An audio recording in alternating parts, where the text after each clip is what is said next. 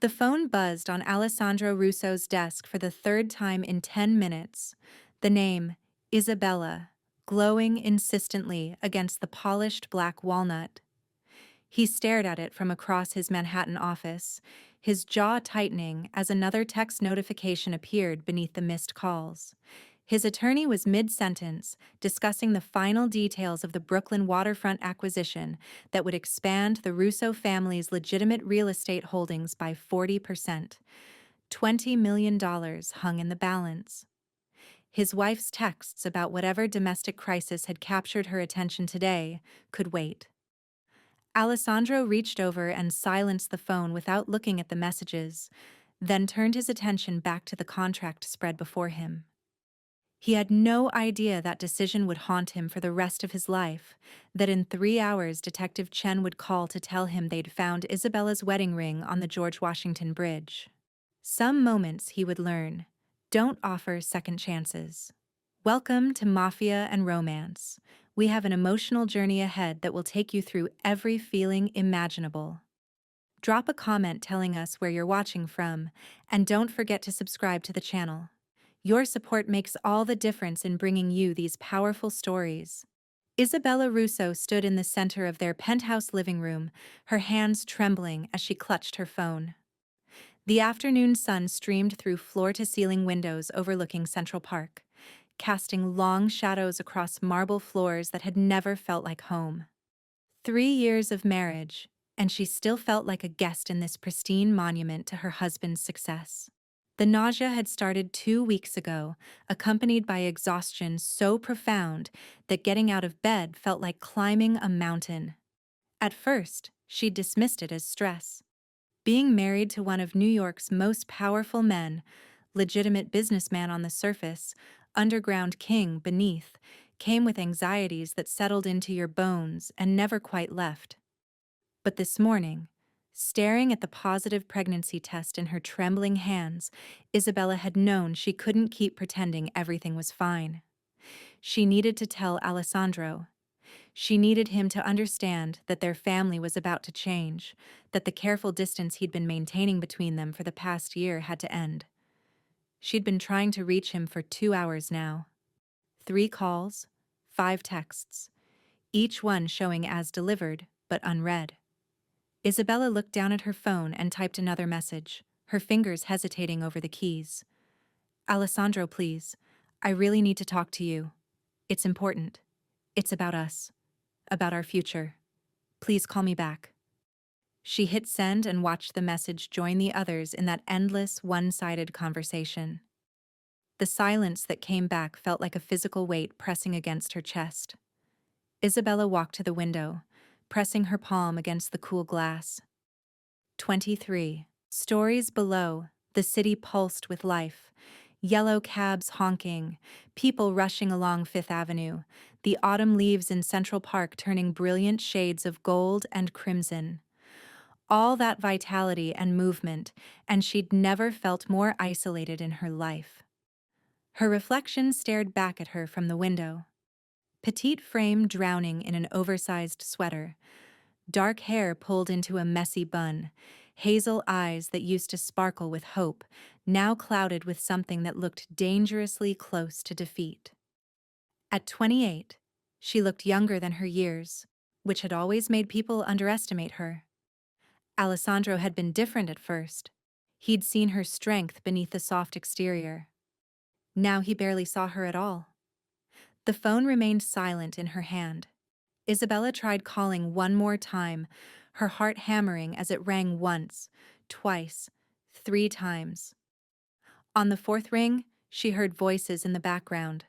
Alessandro's deep baritone saying something about percentages and territorial rights. Another man laughing at something she couldn't make out. Then voicemail. You've reached Alessandro Russo. Leave a detailed message. It's me, Isabella said, her voice barely above a whisper. I know you're busy with the waterfront deal, but Alessandro, this can't wait. I'm not calling about dinner reservations or charity galas or any of the usual things. This is different. This is about our family. About something that's going to change everything. She paused, tears pricking at her eyes. Please just call me back. Please. She ended the call and immediately felt foolish. How many times had she said it's important only to discuss something he considered trivial? No wonder he'd stopped responding with any urgency. But this time truly was different. This time she was carrying his child, and her husband was too consumed by business to answer her calls. Isabella walked through the penthouse, seeing it differently now that she knew a baby would soon fill these cold, perfect spaces. The white leather furniture that would show every stain, the glass coffee table with sharp edges, the artwork that cost more than most people's houses but provided no warmth. Everything was chosen by Alessandro's interior designer, nothing reflecting who they actually were as a couple. She paused in front of their wedding photo on the mantel. 3 years ago, in a small ceremony at City Hall, despite Alessandro's family pushing for an elaborate affair. Isabella had worn a simple cream dress, and Alessandro had looked at her like she was the only person in the world. When had that changed? When had she become just another responsibility he managed from a distance? Her phone buzzed. For a moment, hope fluttered in her chest. Maybe Alessandro had finally seen her messages. Maybe he'd realized something was wrong. But it was just her best friend Maya, texting from Boston. Coffee date this weekend? I miss your face. Isabella stared at the message. Maya was the only person from her life before Alessandro who still reached out regularly. Everyone else had slowly faded away, intimidated by the Russo name or uncomfortable with the armed security that followed Isabella everywhere she went. She typed back, I miss you too. Things are complicated right now. Complicated how? Talk to me, Izzy. How could she explain? That she was pregnant and terrified and her husband was too busy to notice her existence. That the man who'd once memorized her coffee order and surprised her with picnics in Central Park now communicated primarily through his assistant? That she was contemplating bringing a child into a marriage that felt more like a business arrangement than a partnership? Just dealing with some stuff. I'll call you soon. Isabella set the phone down and made a decision. She couldn't sit in this empty penthouse waiting for Alessandro to find time for her. She needed air. She needed space to think. She needed to figure out how to tell her husband about their baby when he'd made it clear through his silence that she wasn't a priority. She grabbed her purse, slipping the pregnancy test inside along with her wallet and phone. Maybe seeing the physical evidence would make Alessandro understand the gravity of what she'd been trying to tell him. Maybe it would break through whatever wall he'd built between them. As she headed for the elevator, her phone buzzed one more time. Another text from Maya. Whatever you're dealing with, you're not alone. I'm here. The words made Isabella's throat tighten with emotion. At least someone cared enough to respond. Alessandro Russo commanded his office the way generals commanded battlefields, with absolute authority and the kind of presence that made grown men reconsider their life choices. At 35, he'd transformed the Russo family from old-school mob operations into a vast empire of legitimate businesses, with just enough shadow dealings to maintain their power in New York's underworld. His tailored charcoal suit fit his athletic frame perfectly, and his dark eyes held the calculating intelligence that had made him the youngest Don in the family's history. People feared him. They respected him. They never, ever ignored him. Which made it particularly ironic that he'd been ignoring his wife all afternoon. The waterfront properties give us control of shipping access without the complications of the traditional methods, his attorney Marcus was saying, gesturing to the blueprints spread across the conference table. Everything completely legal, completely clean. Alessandro nodded, his mind already 3 steps ahead. The Brooklyn waterfront had been Carmine DeLuca's territory for decades, but Carmine was getting old, sloppy. He'd been making noise about expanding into Manhattan, which Alessandro couldn't allow. This acquisition was a chess move disguised as a real estate deal, perfectly legal retaliation that would squeeze DeLuca's operations without spilling a drop of blood. His phone buzzed again. Isabella's, Name flashed on the screen along with a preview of her latest message. Alessandro, please. I really need to talk to you. It's important. It's about us. About our future. He felt a twinge of irritation mixed with something that might have been guilt. Isabella had been particularly emotional lately, calling and texting throughout his workday about things that could easily wait until evening. He loved his wife. Of course he did. But she didn't understand the pressure he was under. The Russo empire required constant attention. One moment of weakness, one distraction, and rivals like DeLuca would see an opening. Alessandro silenced the phone and turned back to Marcus. What's the timeline on closing? 48 hours if everything goes smoothly. Make it go smoothly. Across the table, his underboss, Tony Marchetti, was watching him with an expression Alessandro had learned to read over 20 years of friendship. Tony had been there when Alessandro took over the family at 25 after his father's heart attack.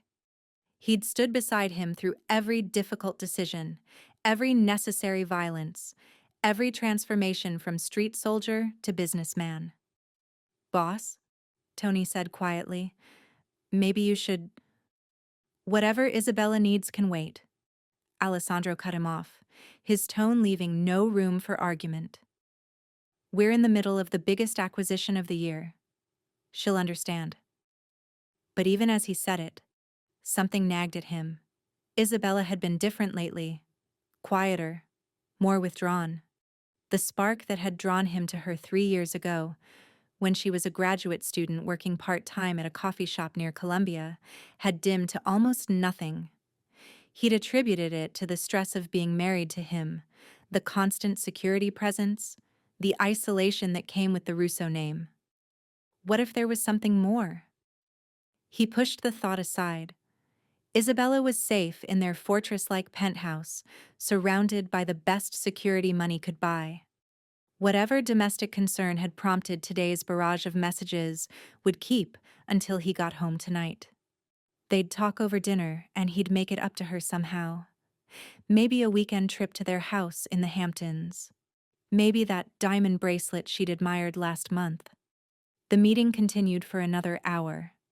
Contracts were reviewed, contingency plans discussed, potential complications addressed. By the time Marcus left, Alessandro felt confident that the waterfront deal would cement the Russo family's legitimate power in New York for the next generation.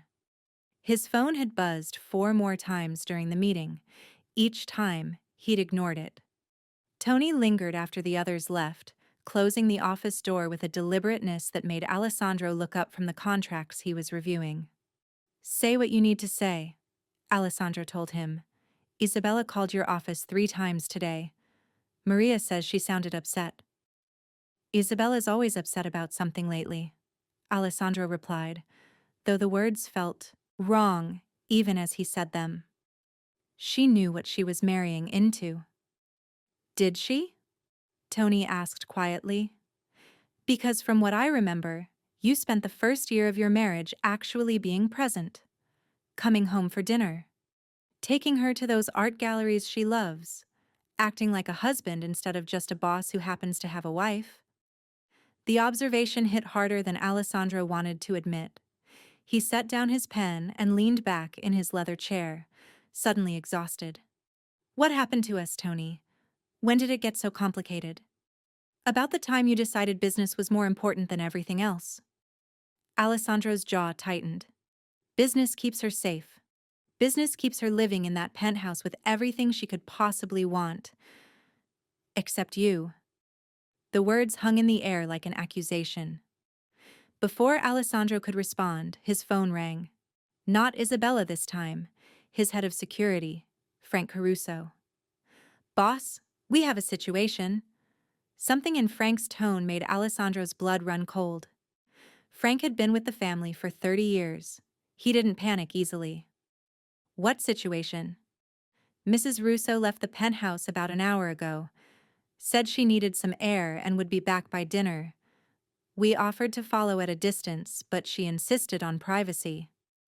Alessandro was already on his feet, his heart hammering against his ribs. You let her leave alone? She's the boss's wife, sir. We can't exactly hold her prisoner. But Alessandro, she took the Lincoln Tunnel toward New Jersey. That's not her usual route for anything. New Jersey. Isabella never went to New Jersey. All her usual destinations, her favorite bookstore, the art supply shop in Soho, the coffee place where they'd met, were all in Manhattan. Where is she now? We lost the tracker signal about 20 minutes ago. Last ping was near the George Washington Bridge. The George Washington Bridge. Alessandro's mind raced through possibilities, each one worse than the last. The bridge connected Manhattan to New Jersey, spanning the Hudson River at one of its widest points, 214 feet above the water at its highest point. Get every available man on this, Alessandro ordered, already grabbing his jacket. Check traffic cameras, bridge surveillance, everything. Find my wife. As Frank mobilized the security team, Alessandro finally looked at his phone. 8 missed calls, 13 unread messages. He opened the text thread with Isabella, and the progression made his chest constrict. Need to talk to you. Alessandro, please answer. It's important.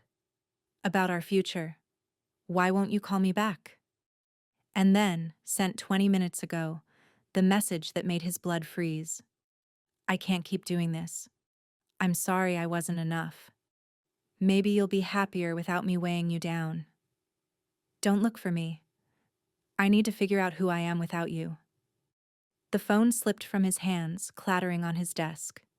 Tony was already reading over his shoulder, his face going pale. Jesus, Alessandro, you don't think she'd... Get the car, Alessandro interrupted, his voice deadly calm despite the panic clawing at his throat. Now. His phone rang again. Unknown number. Russo. Mr. Russo, this is Detective Sarah Chen with the NYPD. I need you to come to the George Washington Bridge immediately. We've found something that belongs to your wife. The world tilted sideways. Alessandro gripped his desk to steady himself. What did you find? Her wedding ring, sir. It was placed on the bridge railing near the center span. There's also a note. The drive to the George Washington Bridge felt like it took hours instead of the 15 minutes Tony needed, weaving through Manhattan traffic with the kind of reckless speed that would have gotten anyone else arrested. Alessandro sat in the passenger seat of the black Mercedes, his mind replaying every interaction with Isabella over the past few months. The way she'd stopped asking him about his day. The way her smiles had become automatic instead of genuine. The way she'd started eating dinner alone, not even bothering to wait for him anymore. The way she'd flinched last week when he'd reached for her in bed, as if his touch had become unwelcome. He'd noticed all of it and done nothing. Told himself it was temporary. Told himself she'd adjust. Told himself his work was more important than her moods. We're going to find her, Tony said, though his voice lacked conviction. Isabella's smart. She wouldn't do anything. She tried to tell me something, Alessandro interrupted, his voice raw. All day, she was trying to tell me something important, and I ignored her. What if it was a cry for help? What if she was telling me she couldn't take this life anymore, and I was too busy with a goddamn real estate deal to listen? Tony had no answer for that. The bridge was a nightmare of flashing lights. Police cars, emergency vehicles, a mobile crisis unit van. Detective Chen was waiting near the center span, a small woman in her 40s with sharp eyes and an expression that had seen too much tragedy. She held out an evidence bag. Inside was Isabella's wedding ring, the simple platinum band he'd slipped onto her finger 3 years ago because she'd said she didn't need anything elaborate. Beside it was a folded piece of paper. The ring was placed carefully on the railing, Detective Chen explained. Not dropped or thrown. Placed. Like she wanted us to find it. The note was underneath, held down by the ring. Alessandro's hands shook as he reached for the evidence bag. Through the plastic, he could read Isabella's handwriting. I'm sorry I couldn't be the wife you needed. I'm sorry I was never enough for your world. Please don't blame yourself. This isn't your fault. It's mine for thinking love would be enough. Tell your mother I'm sorry I couldn't give her grandchildren.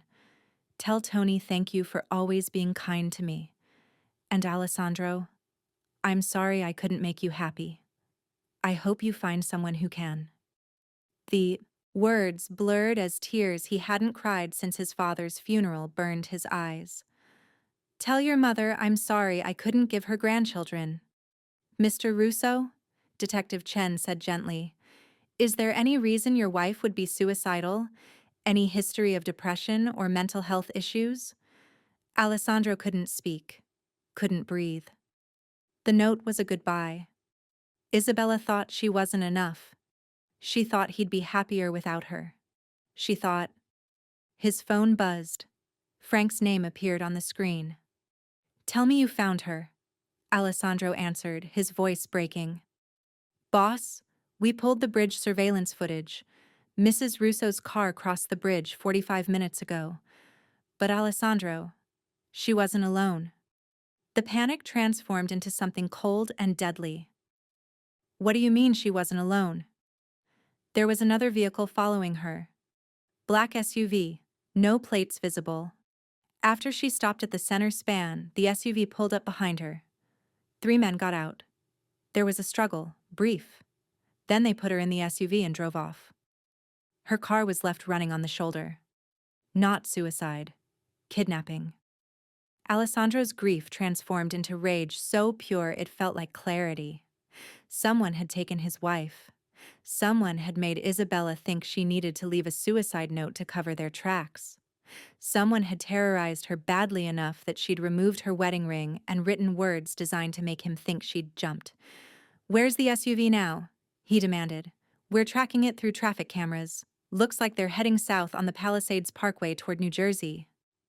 Detective Chen was already on her radio, calling for backup, alerting the New Jersey State Police.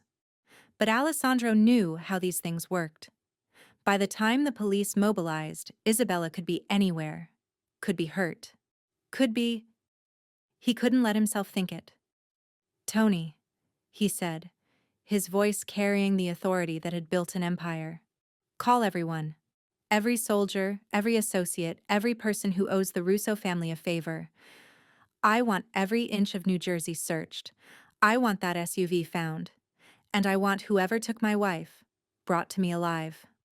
"Sir," Detective Chen interjected, "this is now a kidnapping investigation. The FBI will be involved. You need to let us handle this."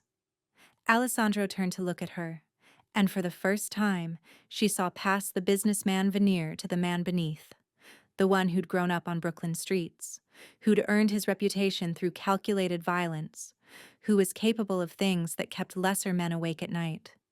"Detective, my wife is pregnant." The words came out before he'd consciously processed them. But suddenly, everything made sense. Isabella's texts about their future, her message about not being able to give his mother grandchildren, the note that read like a goodbye from someone who thought she was protecting her child from a dangerous world. She'd been trying to tell him about the baby all day, and he'd ignored her. "How do you know she's pregnant?" Detective Chen asked. "Because my wife has been trying to tell me something important for hours, and I know Isabella. She wouldn't leave a note about grandchildren unless—" His voice broke. "She was pregnant, and I didn't answer her calls." Tony's phone was already ringing with callbacks from the family. Within minutes, 50 of the most dangerous men in New York would be mobilized for one purpose: finding Isabella Russo. "Mr. Russo," Detective Chen tried again, "if you take the law into your own hands, the people who took my pregnant wife don't get the protection of law." Alessandro interrupted, his voice cold as winter. "They get me." He turned back to Tony, his mind already working through possibilities. Who would be bold enough to kidnap a Russo? Who would benefit from his distraction?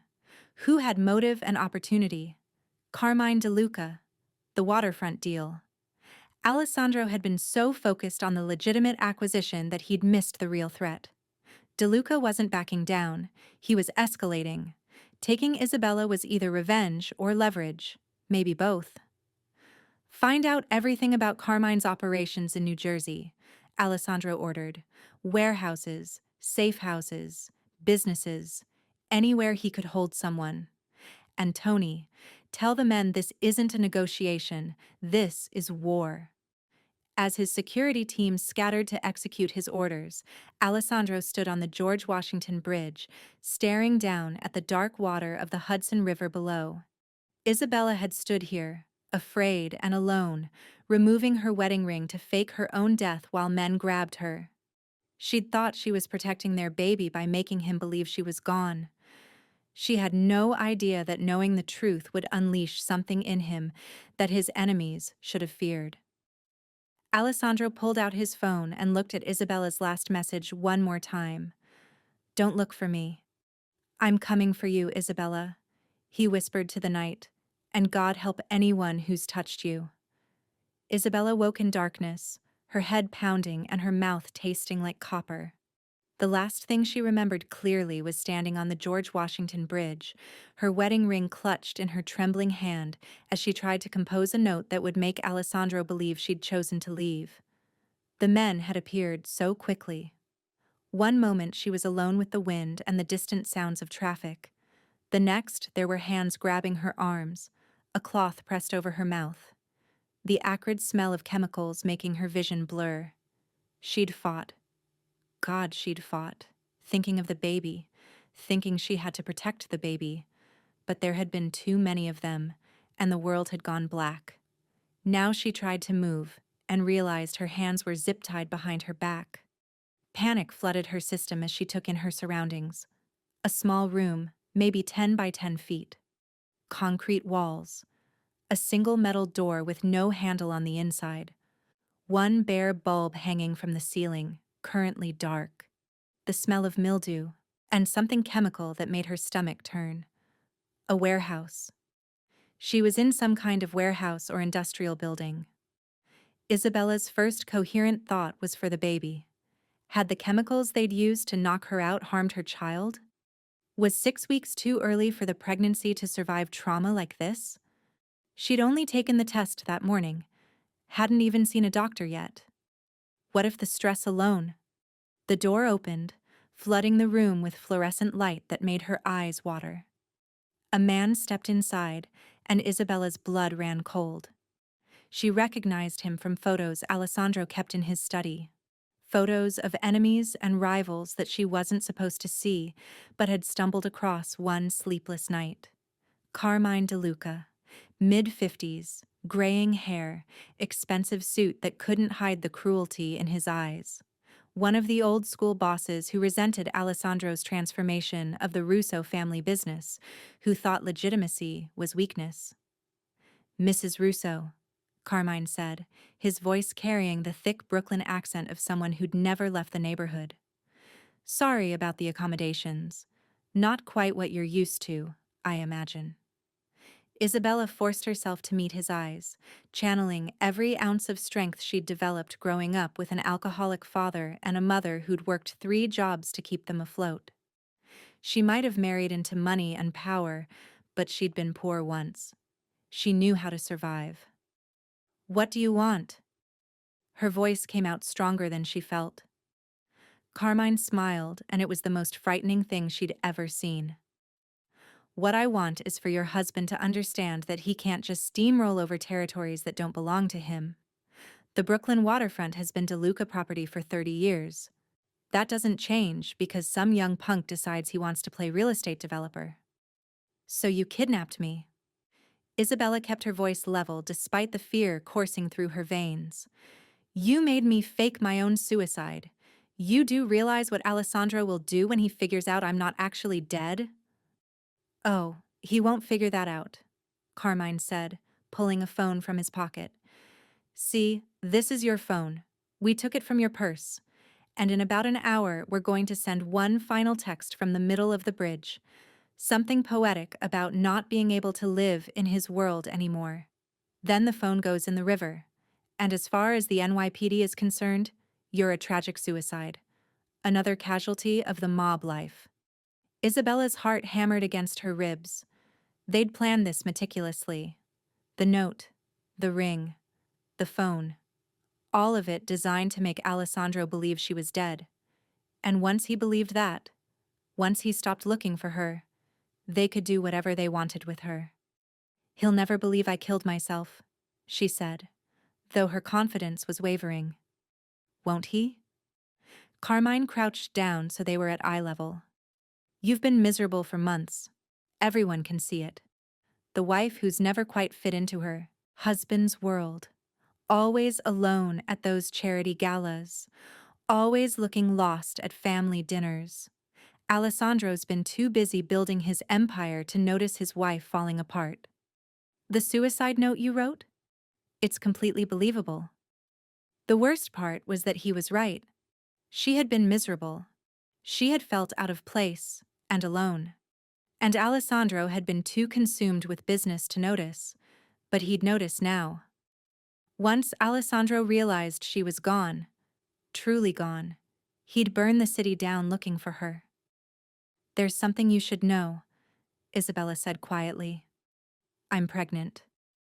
Carmine's expression shifted, surprise flickering across his face before he schooled his features back to neutrality. "You're lying." "Why would I lie about that? I found out this morning. That's what I was trying to tell Alessandro all day, that we're going to have a baby. That's what the note meant about not being able to give his mother grandchildren. I thought if I was gone, my child would be safer away from this world." For a long moment, Carmine just stared at her. Then he stood abruptly and walked to the door. "Doesn't change anything. You're still leverage, pregnant or not. Maybe even better leverage. Alessandro might have convinced himself he didn't care about you, but a child? That's different." The door slammed shut, leaving Isabella alone in the darkness again. She tested the zip ties, but they were too tight, cutting into her wrists. Her purse was gone, which meant they had the pregnancy test. They had proof of what she'd told them. Isabella closed her eyes and tried to steady her breathing. She needed to stay calm for the baby's sake. Needed to think. Alessandro would figure it out. He had to figure it out.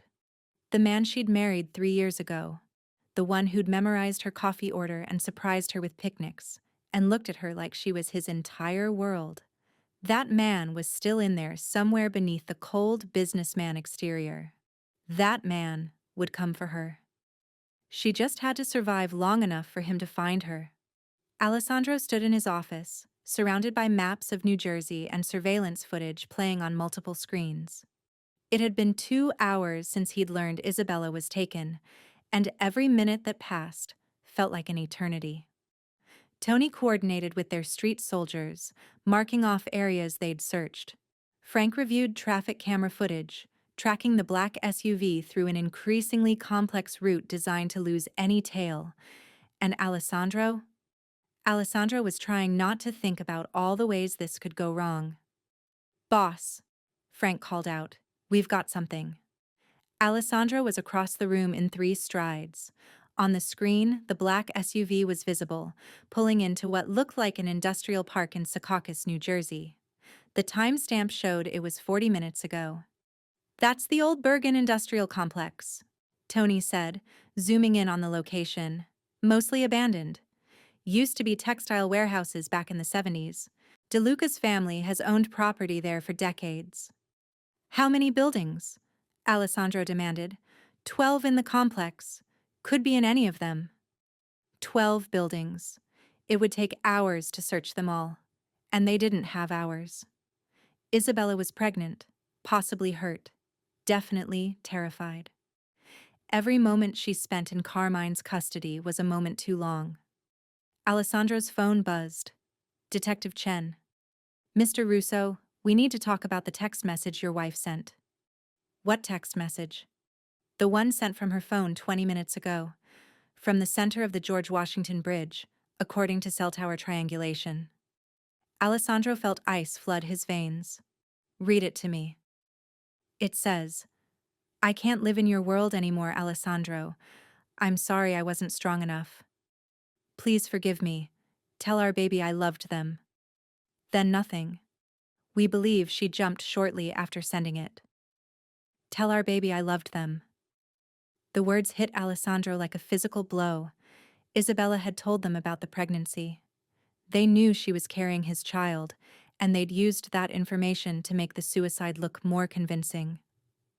The past tense. I loved them. As if Isabella was already gone. But she wasn't gone. She was alive, and she'd managed to get a message to him hidden in that text. Tell our baby, not tell the baby or tell your baby. Our baby. She was telling him she was still fighting, still thinking about their child, still holding on. Detective, Alessandro said carefully. Did the text say anything else? Any other details? No, that was it. Mr. Russo, I know this is difficult, but we have divers preparing to search the river. The current is strong, but if there's any chance of recovering— She didn't jump, Alessandro interrupted. That text was sent by whoever took her. They're trying to cover their tracks. Sir, with all due respect, that sounds like denial. The handwriting on the note, the text from her phone, the wedding ring. Detective Chen, I'm going to tell you something, and I need you to listen very carefully. My wife is alive. She's being held somewhere in New Jersey, and I'm going to find her. What I need from you is to keep the official search focused on the river. Let whoever took her think their plan worked. Can you do that? There was a long pause. Mr. Russo, if you're right and this is a kidnapping, the FBI needs to be involved. There are protocols. The protocols will get my wife killed, Alessandro said flatly. These people planned this carefully. They're not going to respond well to federal agents, but they will respond to me. Another pause. Then, I have a daughter. If someone took her, I'd want to tear the world apart to get her back. So I'm going to do something that could cost me my badge. I'll keep the official search on the river for the next 6 hours. After that, I have to call the FBI. Whatever you're planning to do, Mr. Russo, do it fast. The line went dead. Alessandro looked at his assembled men, 20 of the most dangerous and loyal soldiers in the Russo family. They'd been with him through territorial wars, through the transition to legitimate business, through every crisis and triumph of the past decade. Now he needed them for something more important than any of that. Isabella's being held in the Bergen Industrial Complex in Secaucus, he said, his voice carrying to every corner of the room. Carmine DeLuca thinks he can use my wife as leverage in the waterfront deal. He thinks he can make her fake her own suicide, and I'll be too devastated to fight back. He paused, letting the words sink in. He's about to learn that he's made the biggest mistake of his life. My wife is pregnant with my child. She's terrified and alone because I was too busy to answer her calls today. That ends now. We're going to get her back. And then we're going to make sure Carmine DeLuca never threatens another family again. Tony stepped forward. What's the play, boss? Alessandro pulled up a satellite image of the industrial complex on the main screen. We go in quiet. 3 teams of 6. Each team takes 4 buildings. We move fast, we move silent, and we don't engage unless absolutely necessary. The priority is finding Isabella. Once we have her location, we extract her first. Then we deal with DeLuca. What about the police? Someone asked. Detective Chen is giving us 6 hours. After that, this becomes federal. We need to be done and gone before then. Frank marked the buildings on the map, assigning teams and routes.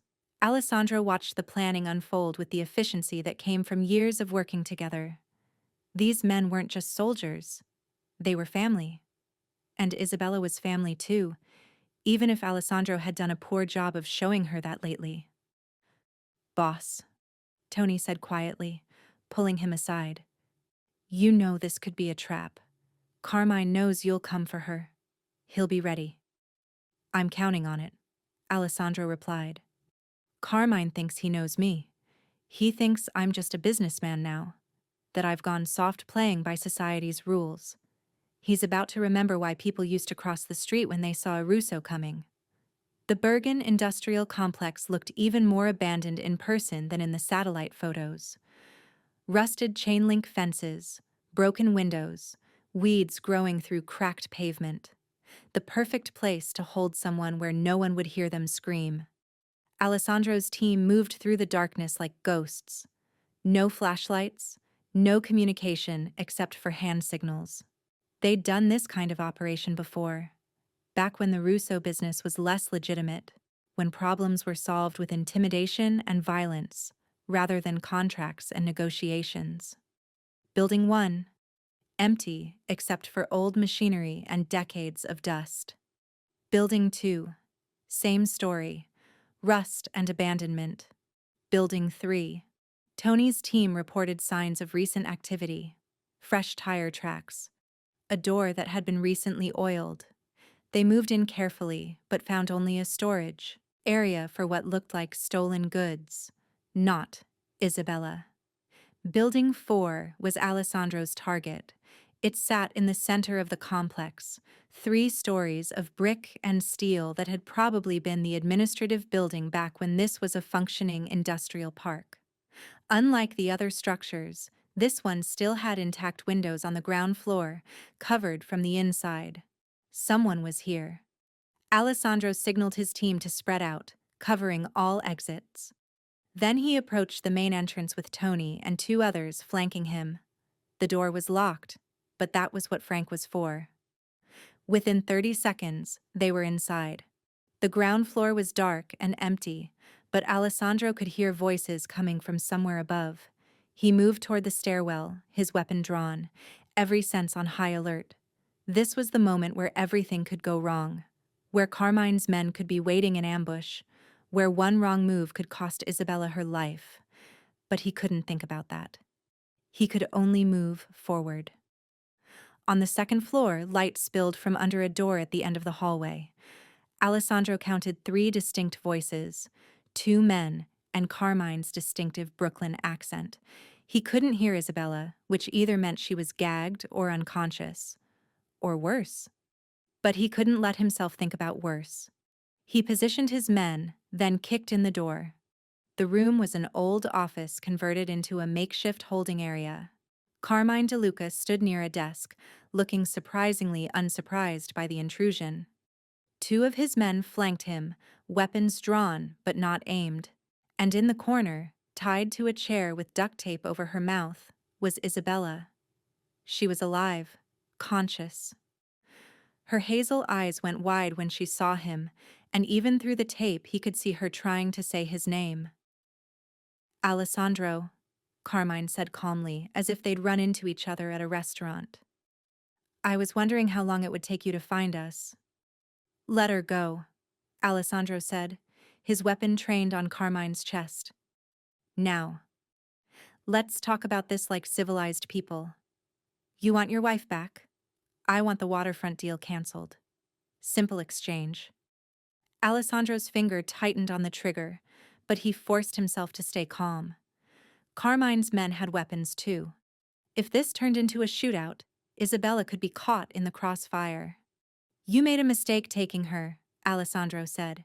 You made an even bigger mistake making her fake her own suicide. But the biggest mistake you made was thinking I'd negotiate with the man who terrorized my pregnant wife. Something flickered in Carmine's expression. She told you about the baby. She tried to tell me all day. I was too busy with work to listen. That's a mistake I'll regret for the rest of my life. But right now, the only thing that matters is getting her out of here safely. Then cancel the deal. No. The word hung in the air like a death sentence. Carmine's face hardened. You'd risk your wife's life over a business deal? I'd risk everything for my wife, Alessandro corrected. But I won't negotiate with terrorists. You want the waterfront? You'll have to kill me first. But know this, Carmine. The moment you pull that trigger, every man in this room dies. My men have this building surrounded. You might take me out, but you won't walk out of here alive. If you're hooked on this story, make sure to subscribe and turn on notifications so you never miss an upload. Your support means everything and helps me bring you more emotional stories like this one. It was a standoff. Carmine's men looked nervous, their eyes darting between their boss and the weapons trained on them. This wasn't what they'd signed up for. Kidnapping a civilian was one thing. A full-scale war with the Russo family was something else entirely. "This is insane," one of Carmine's men said. "Boss, maybe we should—" "Shut up," Carmine snapped. But Alessandro could see the calculation in his eyes. He'd gambled that Alessandro would choose his wife over business, that love would make him weak. He'd been wrong. "Let me make this simple," Alessandro continued, his voice cold. "You have 10 seconds to release my wife and walk away. After that, I stop being reasonable." "You call this reasonable? You haven't seen me unreasonable yet. 10, 9, 8. You're bluffing. 7, 6, 5. Carmine's hand moved toward his weapon. Everything happened at once. Tony fired, hitting one of Carmine's men in the shoulder. Return fire cracked through the air. Alessandro dove toward Isabella, covering her body with his as bullets punched through walls and shattered the window behind them. The firefight lasted maybe 30 seconds but felt like an eternity. When the smoke cleared, Carmine's men were down, wounded but alive. And Carmine himself was on his knees, Tony's gun pressed against the back of his head. Alessandro didn't waste time. He cut through Isabella's restraints with a knife, pulling the tape from her mouth as gently as he could. She gasped for air, and then she was sobbing into his chest, her whole body shaking. "I've got you," he whispered, holding her like she might disappear if he let go. "You're safe. I'm so sorry, Isabella. I'm so sorry I didn't answer. I'm so sorry I let this happen." "The baby," she managed between sobs. "They used chemicals. What if something happened to the baby?" "We're going to get you to a hospital right now. The best doctors. Whatever you need." He pulled back just enough to look at her face, cupping her cheek with his hand. "Isabella, I'm sorry. For everything. For the past year. For not listening. For making you feel like you didn't matter. You matter more than anything. You and our baby. You're everything." She pressed her face back into his chest, and Alessandro felt something break open in his heart that had been locked away for too long. The fear of losing her, the realization of how badly he'd failed her, the sheer terror of those hours thinking she might be dead, it all crashed over him at once. "Boss," Tony said quietly, "we need to move. Police response time is probably already counting down." Alessandro nodded, carefully helping Isabella to her feet. She was unsteady, leaning heavily against him. He scooped her up without hesitation, carrying her like she weighed nothing. "What about him?" Tony gestured to Carmine, who was still kneeling with a gun to his head. Alessandro looked at the man who'd kidnapped his wife, terrorized her, made her think she needed to fake her own suicide. Every instinct screamed for revenge, for violence, for making Carmine pay in blood for what he'd done. But Isabella was in his arms, alive and safe, and revenge could wait. "Call Detective Chen," Alessandro said. "Tell her we have the kidnapper. Let the police handle him. I'm done with this life. I'm done with wars and territory and proving I'm the most dangerous man in the room. My wife and child need me to be something better than that." Tony's eyebrows rose in surprise, but he nodded and made the call. As they left the building, Alessandro could hear sirens in the distance. The police were coming. The FBI would probably be involved. There would be questions and statements, and probably some uncomfortable conversations about how exactly he'd found Isabella when the police were still dredging the river. But none of that mattered. Isabella was safe in his arms, her heartbeat steady against his chest. Their baby, their miracle that he'd almost lost because he'd been too busy to answer a phone call, was safe too. "Alessandro," Isabella whispered as they reached his car. "Yes?" "I don't want to go back to the penthouse. I don't want to go back to that life where you're always gone and I'm always alone. If we're going to make this work, if we're going to be parents, something has to change. He settled her carefully in the back seat, then climbed in beside her, pulling her against his side. Everything's going to change, starting now. No more ignoring calls, no more putting business first, no more pretending that building an empire means anything without you to share it with. She looked up at him, her eyes still wet with tears. How do I know you mean it? How do I know this isn't just the fear talking, and tomorrow you'll go back to being the Alessandro who doesn't have time for me? Because I spent 3 hours today thinking you were dead, Alessandro said, his voice breaking. I stood on that bridge holding your wedding ring, reading a note where you apologized for not being enough, and I realized that I'd been so busy protecting you from my world that I'd protected you right out of my life. I almost lost everything that matters because I forgot what I was working for in the first place. He pulled out his phone and, without hesitation, started typing. Isabella watched as he composed an email to his attorney, his board of directors, his business partners. I'm stepping back from day-to-day operations, he said as he typed. Tony can handle the business side. Frank can handle security. I'm going to be a husband first and a boss second. That's the deal. That's the change. Alessandro, you don't have to. Yes, I do. Isabella, you tried to tell me you were pregnant all day, and I ignored you because I thought a real estate deal was more important. Our child almost grew up without a mother because I had my priorities backwards. He hit send on the email, then put the phone away. I'm not making that mistake again. The drive to the hospital was quiet. Isabella dozed against his shoulder while Alessandro held her, his hand resting protectively over her stomach where their child was growing. In a few weeks, they'd see the first ultrasound. In a few months, they'd know if it was a boy or a girl. In 9 months, they'd hold their baby for the first time. And Alessandro was going to be there for every single moment. Not because he had to, but because there was nowhere else in the world he'd rather be. At the hospital, doctors examined Isabella thoroughly. The chemicals used to knock her out hadn't been enough to harm the pregnancy. The baby's heartbeat was strong. Isabella was dehydrated and bruised, but otherwise unharmed.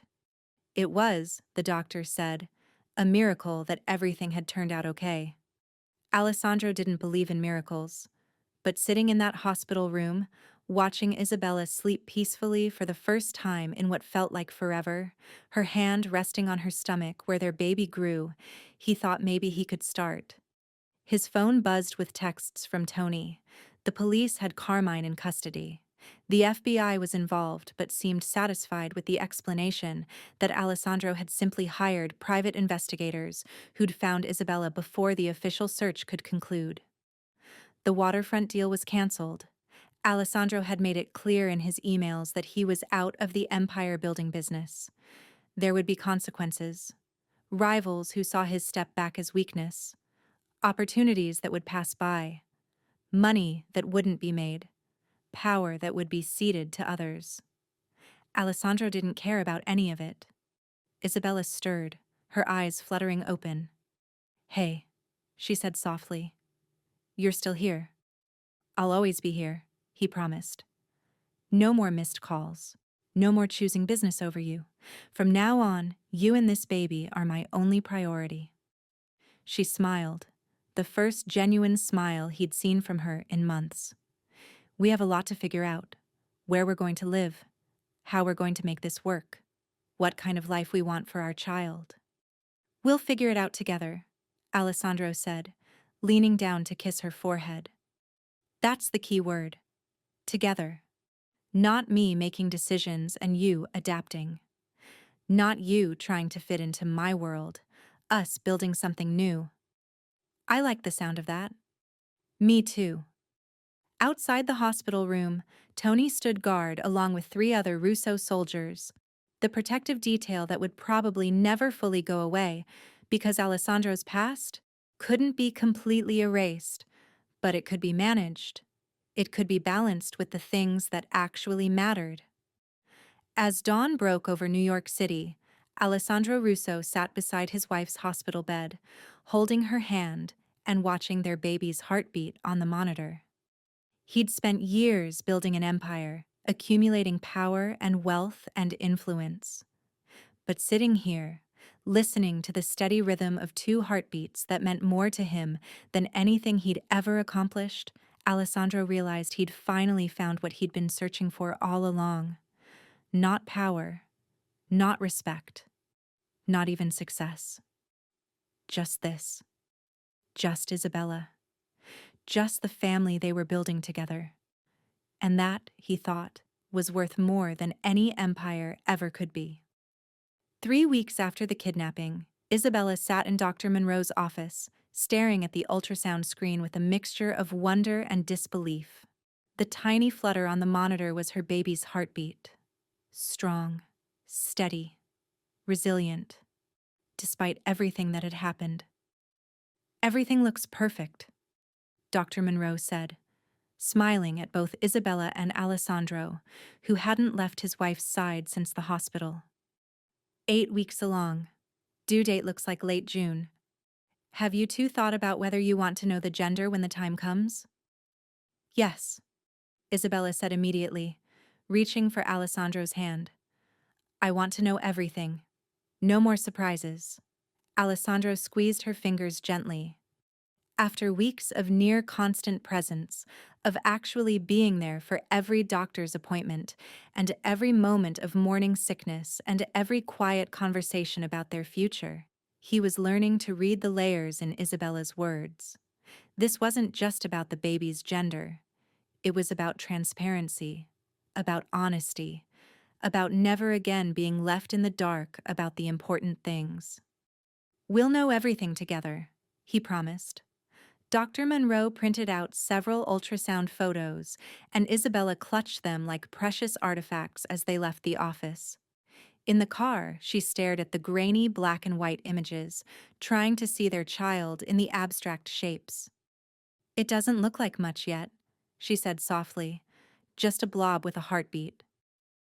That's our blob, Alessandro replied, and the tenderness in his voice made her throat tighten with emotion. The past 3 weeks had been a whirlwind of change.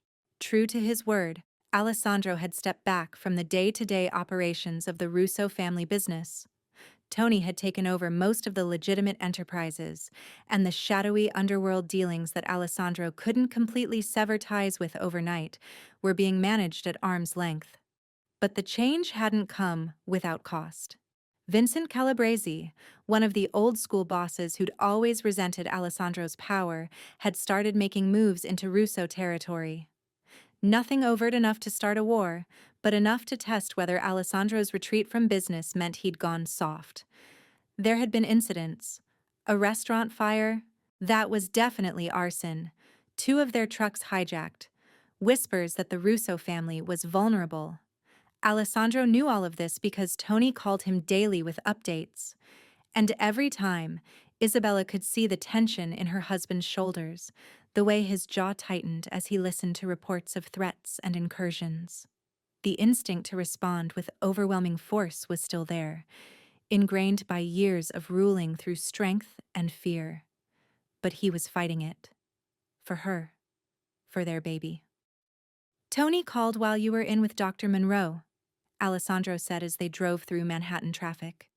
Calabresi hit another one of our operations last night, the warehouse in Queens. Isabella's stomach clenched. Anyone hurt? No. They waited until it was empty, then set it on fire. It's a message.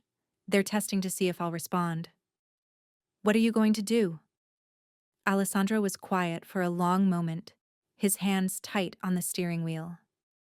A year ago, I would have burned down 3 of Calabresi's properties in retaliation. I would have made it clear that touching Russo interests meant war. But that's not who I want to be anymore. That's not the father I want our child to know. But you can't just let him destroy your family's business, Isabella said carefully. She was learning to navigate this complicated world, to understand that Alessandro's past couldn't simply be erased by good intentions. There has to be a middle ground between all-out war and being a doormat. Tony's handling it, Legal pressure, economic leverage, the kind of warfare that happens in boardrooms instead of back alleys. He glanced at her. It's slower, less satisfying, but it's sustainable. It's the kind of power that won't get me killed and leave you raising our child alone. The thought made Isabella's chest ache. She'd spent so long resenting Alessandro's dangerous world, but hearing him articulate his fear of leaving them, it shifted something in her understanding. He wasn't choosing business over her. He'd been trying, in his own misguided way, to build something stable enough that she'd be protected even if something happened to him. He'd just forgotten to include her in the process. "I love you," she said suddenly. "I know I haven't said it much lately. I know the past year I've been distant and cold and counting down the days until I worked up the courage to leave. But Alessandro, I love you. The real you, not the perfect husband I wanted you to be, or the dangerous mob boss everyone else sees. Just you." Alessandro pulled the car over. They were on a tree-lined street in the Upper West Side, nowhere particularly significant, and turned to face her fully. "Isabella, I spent 3 hours thinking you were dead. 3 hours living in a world where you'd taken our baby and jumped off a bridge because I'd made you feel so alone that death seemed preferable to our marriage. I will carry that guilt for the rest of my life. It wasn't your fault. It was. Ignored your calls. I dismissed your attempts to connect. I treated you like a responsibility instead of a partner." He cupped her face in his hands, his dark eyes intense. "But I swear to you, on everything I am, I will spend the rest of our lives making sure you never feel that way again. You and this baby are my world, not my empire, not my reputation, not my legacy. You." Isabella kissed him then, tasting salt from tears she hadn't realized were falling. It wasn't like the passionate kisses from their early relationship, when everything had been new and exciting and uncomplicated. This was deeper, earned through pain and fear and the conscious choice to fight for each other instead of giving up. When they finally pulled apart, Isabella rested her forehead against his. "We need to leave New York." Alessandro went still. "What?" "Not forever, but for a while. The penthouse has too many bad memories. This city has too many people watching us, waiting to see if you'll break your promise and go back to being the old Alessandro. We need space to figure out who we are now, who we want to be as parents." "Where would we go?" Isabella pulled out her phone and showed him a listing she'd been looking at secretly for the past week. A house in Westchester County, about an hour north of the city. It wasn't a mansion, just a comfortable colonial with a yard and good schools nearby. The kind of place where their child could ride a bike and play with neighbors and have a normal childhood. "It's not what you're used to," she said nervously. "It's probably smaller than your office." "But Alessandro, I want our baby to grow up somewhere that feels like home, not a museum. Somewhere we can be a family without bodyguards in every room and business associates showing up at all hours." Alessandro studied the listing, his expression unreadable. Isabella held her breath, waiting for him to dismiss the idea, to explain why it wasn't practical, why they needed to stay in Manhattan where he could keep an eye on business operations. Instead, he said, "When can we see it?" The house in Westchester was perfect in ways Isabella hadn't dared hope for.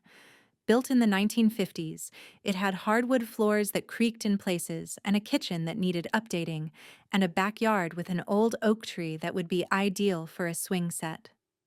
It wasn't luxurious. It wasn't impressive. It was just home. "The master bedroom is smaller than your closet in the penthouse," the real estate agent said apologetically to Alessandro. "And there's only one full bathroom upstairs, but the bones are good, and the neighborhood is wonderful for families." Alessandro walked through each room slowly, and Isabella couldn't quite read his expression. Was he horrified by the modest size? Regretting his promise to let her choose their life? Calculating how quickly he could renovate it into something more befitting his status? We'll take it, he said finally. You don't want to see other properties first? The agent asked, surprised. I have several listings that might be more appropriate for your. My wife loves it, Alessandro interrupted, his eyes finding Isabella's across the empty living room. That makes it perfect. The agent stepped outside to make some calls, leaving them alone in what would soon be their home. Isabella walked to the window overlooking the backyard, imagining their child playing there, learning to walk on that grass, climbing that oak tree in a few years. Are you sure? She asked quietly. This is so different from the life you're used to. Alessandro came up behind her, wrapping his arms around her waist and resting his hands on her stomach where their baby grew. The life I was used to almost cost me everything that matters. I'm ready for different. Your mother is going to hate this. She'll think I'm pulling you away from the family. My mother, Alessandro said dryly, has been telling me for years that I work too much and need to focus on starting a family. This is exactly what she's been wanting, though she'll probably redecorate the entire house the moment we give her the chance. Isabella laughed, and the sound felt foreign after weeks of tension and fear. We should set boundaries with her early. Agreed. No drop-in visits, no redecorating without permission, no criticizing how we choose to raise our child. She's going to break all of those rules. Absolutely, but at least we'll have tried. They stood there for a long moment, looking out at their future. It was terrifying in ways Isabella hadn't anticipated, leaving the safety of the penthouse's security, being farther from Alessandro's support network, trusting that his enemies wouldn't follow them to the suburbs. But it was also liberating. I want to learn how to garden, Isabella said suddenly. Is that ridiculous? I want to grow tomatoes and herbs and maybe some flowers. I want our kid to help me water them and get dirt under their fingernails. That's not ridiculous. That's perfect. And I want to finish my degree.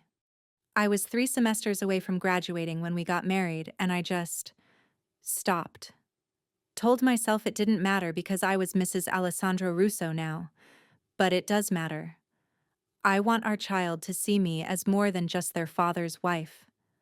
Alessandro turned her to face him. What were you studying? Social work. I wanted to help families in crisis, kids in bad situations. Ironic, right? I was going to save other people's families while slowly losing myself in my own marriage. It's not ironic. It's who you are. Someone who sees people who are hurting and wants to help. Isabella, if you want to go back to school, we'll make it work. If you want to garden and become a social worker and do anything else that makes you happy, I'll support it. That's what partners do. The real estate agent returned with paperwork, and Isabella found herself signing documents that would change their lives. Closing date in 30 days. Enough time to pack up the penthouse, to transition Alessandro's remaining business obligations, to prepare for this next chapter. As they drove back to Manhattan, Isabella's phone buzzed with a text from Maya. I know you said things were complicated, but it's been a month. Are you okay? I'm worried about you. Isabella had been avoiding her best friend since the kidnapping. The official story, fed to the press and anyone who asked, was that she'd been in a minor car accident and needed some recovery time. Only a handful of people knew the truth about what had happened at the bridge. But Maya deserved better than silence and lies. Can you come to New York next weekend? Isabella typed back. There's a lot I need to tell you, and I want you to meet someone. The mysterious husband you never talk about? Yes, the mysterious husband I'm trying to actually have a marriage with. I'll be there. This better be good. Isabella smiled and tucked her phone away. Maya was going to have approximately 1,000 questions about everything: the kidnapping, the pregnancy, Alessandro's world, their decision to leave Manhattan. But Maya had been her friend since college, had been there through her father's alcoholism and her mother's death, and every crisis before Alessandro. She deserved to be part of this new beginning. You're smiling, Alessandro observed. What are you thinking about?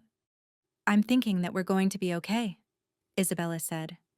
It won't be easy, and there will probably be moments where we want to strangle each other, but Alessandro, we're going to be okay. He reached over and laced his fingers through hers. Yeah, we are.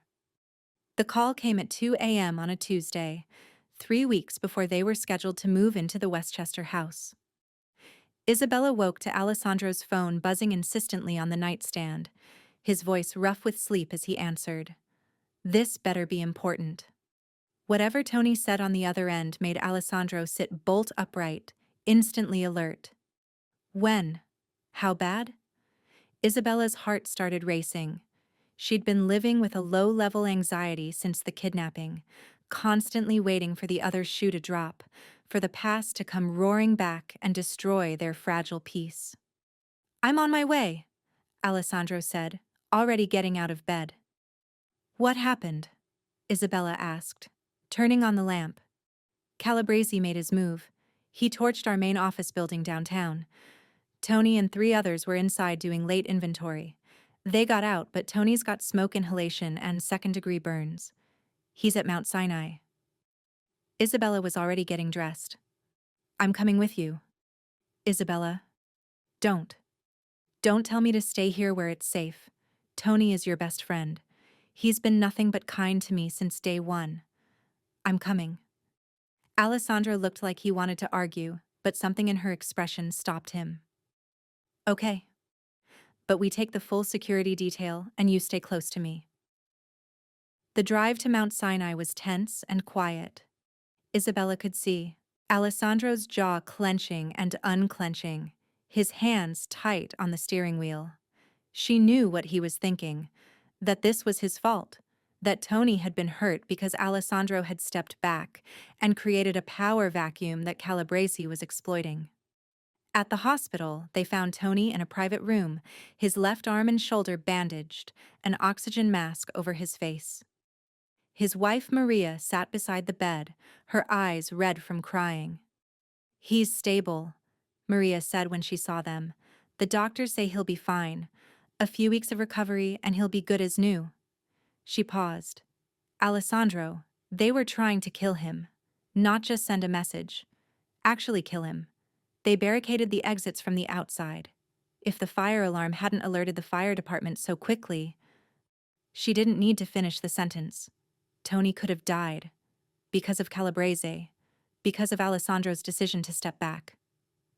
Maria, Isabella said gently, moving to embrace the other woman. I'm so glad he's okay. You shouldn't be here, Maria said, but there was no hostility in it. You're pregnant. You shouldn't be exposed to this world. This world is part of my life, whether I like it or not, Isabella replied. Tony has protected me and Alessandro countless times. The least I can do is be here for both of you now. Tony's eyes fluttered open behind the oxygen mask. He tried to speak, but Maria gently pressed a hand to his chest. Don't try to talk, baby. Just rest. But Tony was looking at Alessandro with an urgency that couldn't wait. He pulled the mask aside despite Maria's protests. Boss, it's worse than we thought. Calabrese isn't working alone. He's got backing from 2 other families. They're making a coordinated move to take over Russo territory while you're focused on family. Alessandro's expression went cold in a way Isabella hadn't seen in weeks. Who? Moretti and Santos. They think you've gone soft. Think they can divide up your operations before you even know what's happening. The room fell silent. Isabella knew enough about Alessandro's world to understand what this meant. This wasn't just Calabrese being opportunistic. This was a coordinated attack from 3 families who saw Alessandro's retreat from business as weakness. I'll handle it, Alessandro said quietly. How? Tony asked. Boss, you can't fight a 3-family coalition with half measures and legal leverage. They're playing for keeps. Then I'll play for keeps too. Alessandro. Isabella's voice cut through the tension. Everyone turned to look at her. Can I talk to you outside for a minute? In the hallway, away from Tony and Maria, Isabella took her husband's hands and forced him to look at her. I know what you're thinking. I can see it in your eyes. You're thinking you need to go back to being the old Alessandro, the one who solved problems with violence and fear, the one who'd burn down the world to protect what's his. They tried to kill Tony, Alessandro said, his voice dangerous. They're coming after my family, my legacy, everything I've built. I can't just let that go. I'm not asking you to let it go. I'm asking you to be smart about this. Isabella took a deep breath. You once told me that you became the man you are because you learned to think 3 steps ahead of your enemies. So think now. What happens if you go to war? If you retaliate with everything you've got? I win. They learn not to test me again. And what else happens? You get pulled back into the life you're trying to leave. You miss our baby's birth because you're dealing with retaliation. You put a target on our backs in Westchester. You become the father who's never home because he's too busy fighting wars. Alessandro pulled his hands away, running them through his hair in frustration. So what do you want me to do? Let them destroy everything? Let them think the Russo family is weak? I want you to do what you've always been best at, being smarter than everyone else. Isabella placed her hand on his chest over his racing heart. You've spent 3 weeks building a new life with me. Don't throw it away in one night because old enemies are trying to provoke you. That's exactly what they want. Isabella, listen to me. Calabrese, Moretti, Santos, they're attacking because they think you've gone soft. They think family has made you weak. Prove them wrong. Show them that you can protect both your business and your family without becoming the man you used to be. Be better than them. Be smarter. Alessandro stared at her for a long moment, and Isabella could see the war happening behind his eyes, the old instincts fighting against the new promises, the desire for vengeance battling with the need to be a better man. Finally, he pulled her close, resting his chin on top of her head. How did I get so lucky to have someone who believes I can be better than I am? You're not lucky. You chose me, and I chose you. That means we figure this out together. They stood there in the hospital hallway, holding each other while the world threatened to fall apart around them. Isabella could feel their baby moving. Just tiny flutters at 14 weeks, but enough to remind her what they were fighting for. I have an idea, Alessandro said slowly. But I'm going to need your help, and you're not going to like parts of it. Tell me. The summit was held in neutral territory, a restaurant in Little Italy that had been serving New York's most powerful families for 3 generations. The owner, an elderly man named Giuseppe who'd seen decades of mob politics, had a reputation for absolute discretion and neutrality. Alessandro arrived alone, which had been Isabella's idea. You want to show them you're not afraid, she'd said. That you don't need an army at your back because you're that confident in your position.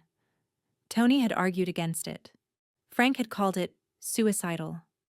But Alessandro trusted Isabella's instincts. She'd been right about everything else. Calabrese, Moretti, and Santos were already seated when Alessandro walked in.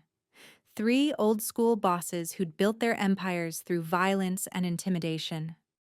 They looked at Alessandro with barely concealed contempt, the young upstart who'd gotten too big for his britches and was about to learn a hard lesson. Alessandro, Calabrese said, his smile not reaching his eyes. Brave of you to come alone. Or stupid. I can't quite decide which. It's neither, Alessandro replied, taking the empty seat at their table with the kind of confidence that made them shift uncomfortably. It's strategic. See, you 3 have been operating under a fundamental misunderstanding. You think because I stepped back from day-to-day operations, because I'm preparing to be a father, because I moved my pregnant wife to the suburbs, you think that means I've gone soft. Haven't you? Santos asked. The Alessandro Russo we knew would have responded to our moves with overwhelming force. Instead, you've been playing lawyer, trying to fight us in boardrooms. That's not strength. That's weakness. Alessandro smiled, and it was the most dangerous expression any of them had seen. You're right that I've changed, but you've mistaken evolution for weakness. Let me explain what's actually happening here. He pulled out a tablet and set it on the table. On the screen were financial records, shipping manifests, and surveillance photos. That's Calabresi's operation in Jersey, the one you use to move stolen goods and run your gambling operations. As of this morning, the IRS has been provided with detailed evidence of tax evasion going back 7 years. You're looking at federal charges. Calabresi's face went white. Alessandro swiped to the next screen. Moretti, those are the books from your restaurant chain. Interesting how you've been using them to launder money from your drug operations. The FBI's Organized Crime Unit received an anonymous tip this morning with enough evidence to trigger a RICO investigation. Moretti started to stand, but Alessandro's next words stopped him. And Santos, that lovely warehouse you own in Brooklyn? The one you use to store contraband? There's a massive fire code violation that the city inspectors somehow missed for years. Until this morning, when they received a detailed report. You're looking at millions in fines and possible criminal negligence charges if anyone gets hurt. The three bosses stared at him in stunned silence. Now here's what's going to happen, Alessandro continued, his voice casual despite the threat in his words. You're going to cease all operations in Russo territory. You're going to pay restitution for the damages you've caused, including Tony's medical bills and lost inventory, and you're going to spread the word that the Russo family is not to be tested. And if we refuse? Calabresi asked, though his bravado was failing. Then I'll make sure every piece of evidence I have finds its way to law enforcement. Federal prosecutors love high-profile mob cases. It makes their careers. You'll spend the next decade fighting charges instead of running your businesses. Your families will be destroyed not by violence, but by the legal system you've all been so careful to avoid. Alessandro stood, buttoning his suit jacket with deliberate precision. This is the new way, gentlemen. I don't need to burn down your operations or put bullets in your heads. I just need to be smarter than you. And I am. I always have been. The difference is now I'm using that intelligence for something more important than building an empire. I'm using it to protect my family. He headed for the door, then paused and looked back. Oh, and one more thing. If anyone, and I mean anyone, threatens my wife or child again, I will forget everything I just said about being evolved and smart. I will become the man you remember, and I will not stop until everyone involved is buried. Are we clear? The three bosses nodded silently, looking like they'd just been hit by a truck. As Alessandro left the restaurant, he found Isabella waiting in the car around the corner, her hands pressed protectively over her growing belly. How did it go? Exactly as you predicted. They weren't prepared for legal warfare. They're so used to violence being the answer that they forgot there are other ways to fight. Isabella exhaled in relief. So it's over? For now. There will always be someone else trying to test us. But yes, this particular threat is over. He took her hand, bringing it to his lips. You were right. About all of it. About being smarter instead of more violent. About protecting our family without becoming a monster. About giving our child a father who solves problems with his mind instead of his fists. I'm proud of you, Isabella said softly. I know that wasn't easy. Every instinct you have was probably screaming at you to make them pay in blood. It was. But then I thought about our baby learning to walk in that house in Westchester, learning to read in that backyard, growing up with a father who's actually present instead of always dealing with the consequences of violence. That mattered more than revenge. Isabella leaned over and kissed him, tasting relief and hope and the future they were building together. Take me home. The penthouse, or, no, our home, the one in Westchester. I know we're not supposed to close for another week, but I can't spend another night in that penthouse. I want to go to our home. Alessandro made a call, and within hours they had the keys. The house was empty except for an air mattress they'd already moved there and some basic supplies. No furniture, no decorations, nothing but potential. They lay on the air mattress in what would be the nursery, looking up at the ceiling and talking about paint colors and whether they should do a space theme or animals or something gender neutral until they knew if it was a boy or girl. I was thinking, Isabella said, her hand resting on her belly where their baby was growing. We should name them after someone important to us. Family, maybe. My father's name was Giovanni, Alessandro said quietly, and my mother's name is Rosa. We could use variations of those. What about my grandmother? Her name was Grace. I always loved that. The idea of grace, of second chances, of being given something you don't deserve but desperately need. Grace Russo for a girl, Alessandro said, testing the name. And Giovanni Russo for a boy, though we'd probably call him Gio. I like it. Either way, our baby is named after people who mattered, people who were loved. They fell asleep there on the air mattress, Alessandro's arm wrapped protectively around Isabella and their unborn child. No security detail in the next room. No business crisis waiting to explode. No enemies banging down their door. Just a man and a woman and the family they were building, one choice at a time.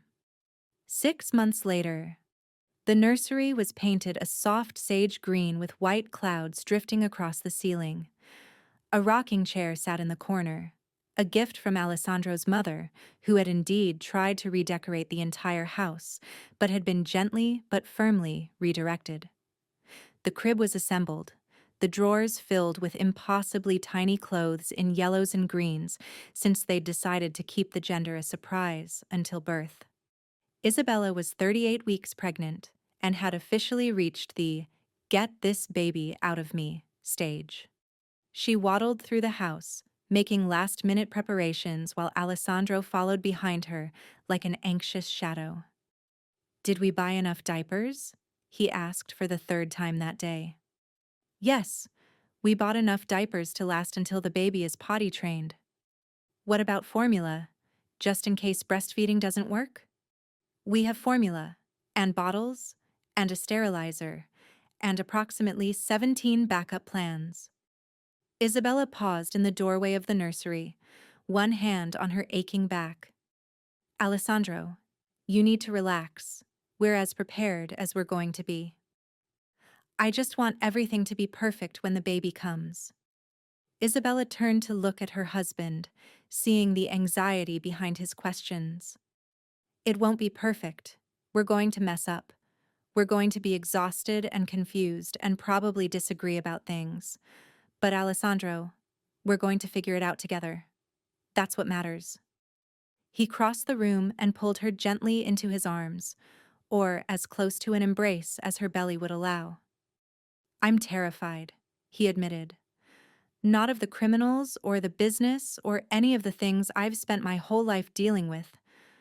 I'm terrified that I won't know how to be a good father, that I'll mess up this child the way my father messed me up." "Your father taught you strength and intelligence," Isabella said firmly. "Yes, he also taught you to solve problems with violence. But you're breaking that cycle. Our child is going to grow up knowing that strength means protecting people, not hurting them. That intelligence means building things, not destroying them." "How are you so sure?" "Because I've watched you change. I've seen you choose us over revenge. I've seen you walk away from fights you would have started a year ago. I've seen you become the man you want our child to know." She took his hand and placed it on her belly, where their baby was moving. "This little person has no idea how lucky they are to have you as a father." Alessandro's eyes were wet. "I love you, both of you, more than I thought it was possible to love anyone." "We love you too. Now help me sit down before I fall down. Your child is using my bladder as a trampoline." They made it to the rocking chair before Isabella's water broke. The next 12 hours were a blur of contractions and breathing exercises, and Alessandro holding her hand through every moment, looking more terrified than she'd ever seen him face down armed enemies.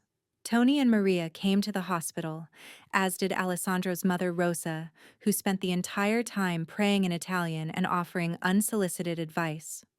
At 3:47 a.m. on a Tuesday in late June, Grace Isabella Russo entered the world weighing 7 pounds, 3 ounces, with a full head of dark hair and her father's eyes.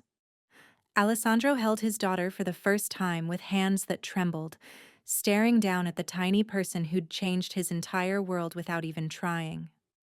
"Hello, Gracie," he whispered. "I'm your papa. And I promise I'm going to do everything in my power to be worthy of you." Isabella watched from the hospital bed, exhausted and elated and filled with a love so profound it hurt. This was what she'd been trying to tell Alessandro that day when he'd ignored her calls. This moment, this family, this perfect, complicated, beautiful life they were building. "You want to hold her?" Alessandro asked, carefully transferring their daughter into Isabella's arms. Grace opened her eyes, dark blue for now, though they'd probably change, and made a small sound that wasn't quite a cry, but definitely an opinion. Isabella laughed through her tears, counting tiny fingers and toes, marveling at the miracle of this person they'd created.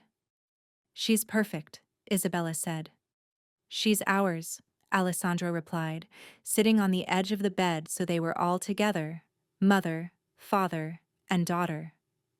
The family that had almost never existed because of ignored phone calls and dangerous worlds, and the million ways their story could have gone wrong. But it hadn't gone wrong. They'd fought for each other. They'd changed for each other. They'd chosen each other over and over again, until choosing became as natural as breathing. 2 years later, Grace Russo was a terror in the best possible way. At 2 years old, she had her father's determination and her mother's stubbornness, which meant she approached every obstacle in life as a challenge to be conquered. Currently, she was helping Isabella plant tomatoes in their garden, which mostly meant she was digging holes and filling them with rocks. "Gracie, sweetheart, tomatoes need dirt, not rocks," Isabella explained patiently. "Rocks," Grace declared, her favorite word besides no and papa. Alessandro watched from the back porch, a cup of coffee in his hand and a smile on his face that had become his default expression. The business still existed. Tony ran most of it now, with Alessandro serving as a consultant on major decisions, but it was no longer the center of his universe. His universe was currently covered in dirt and trying to plant rocks. Isabella had finished her degree 6 months ago and was working part-time at a family services organization, helping people navigate crisis situations.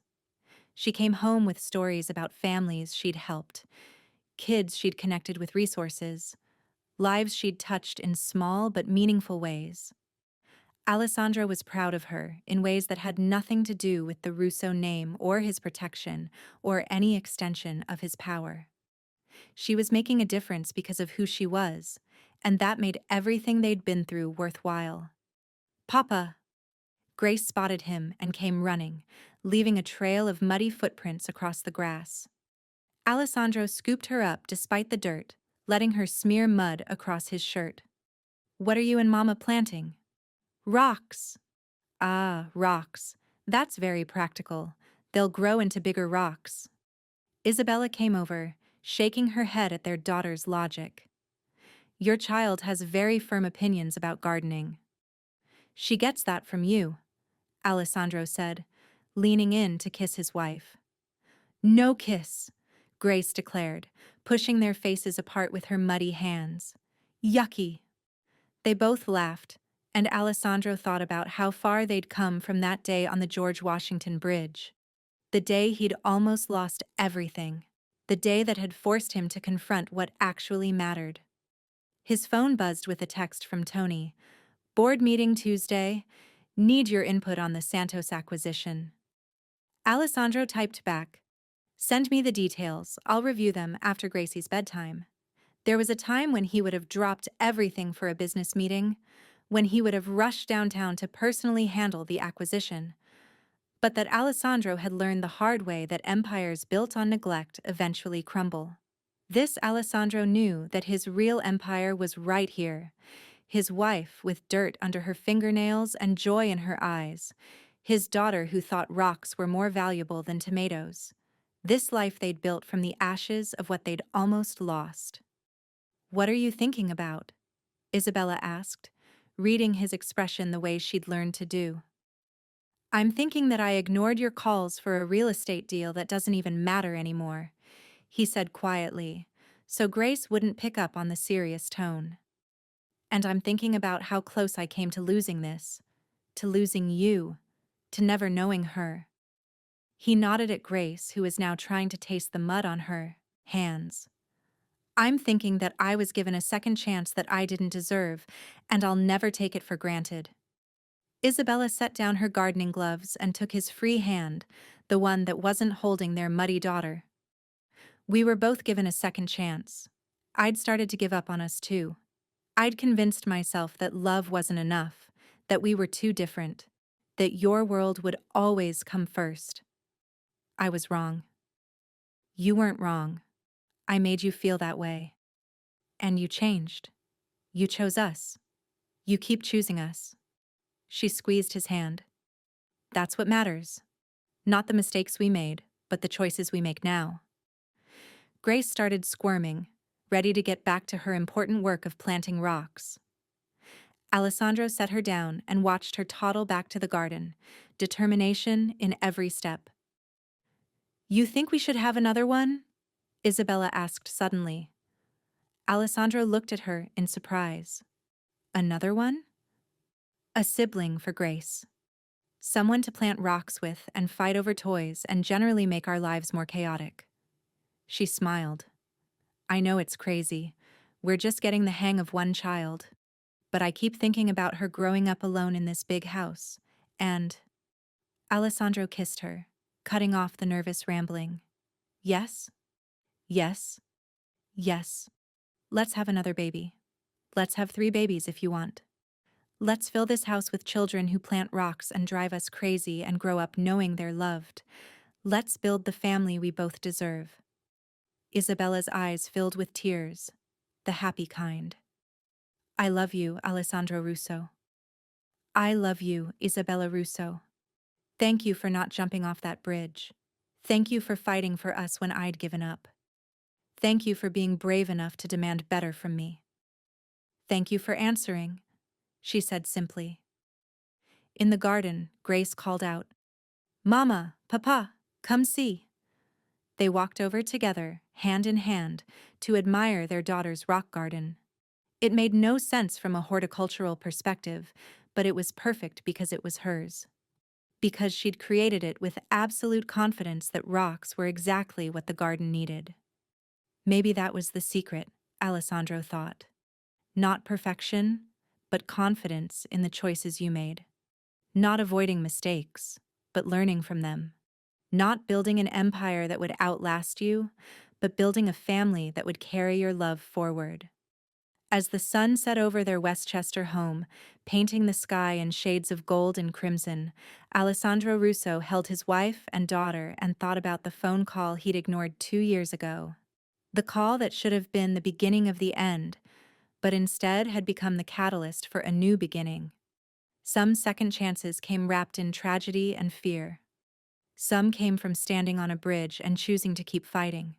Some came from a man finally learning that the strongest thing he could do wasn't to ignore the people he loved, but to answer when they called. Alessandro had answered, and he would keep answering, every day for the rest of his life, because that was what love actually meant. Not grand gestures or expensive gifts or protection from a distance. Just showing up, being present, choosing each other over and over again. That was the empire worth building. Thank you so much for watching until the end. If you loved this story of second chances and hard-won love, Check out the other videos on your screen now. I think you'll really enjoy them. And don't forget to subscribe if you haven't already. See you in the next story.